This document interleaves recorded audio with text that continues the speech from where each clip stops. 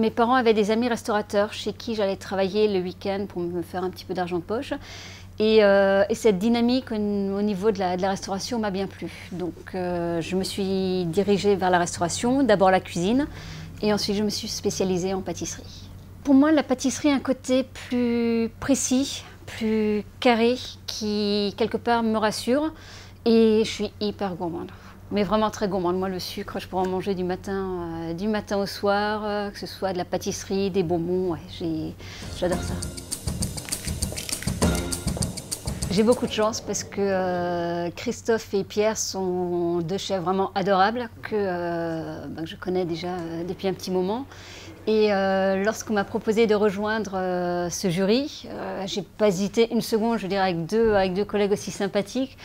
Je savais déjà à la base qu'on avait passé de bons moments et que ça allait être bon enfant. J'ai eu la chance de participer à cette émission déjà en tant que chef invité, donc je m'attendais forcément à un niveau déjà assez haut.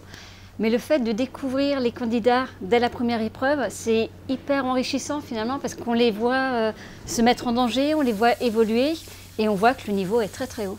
Quand j'avais leur âge, c'était pas aussi commun de se mettre en avant et de passer à la télévision, et puis je pense que j'aurais pas été assez sûre de moi pour le faire. Quand on sert un dessert à un client, c'est pas une démonstration technique qu'on veut faire, on veut simplement que le client il prenne du plaisir à manger le dessert.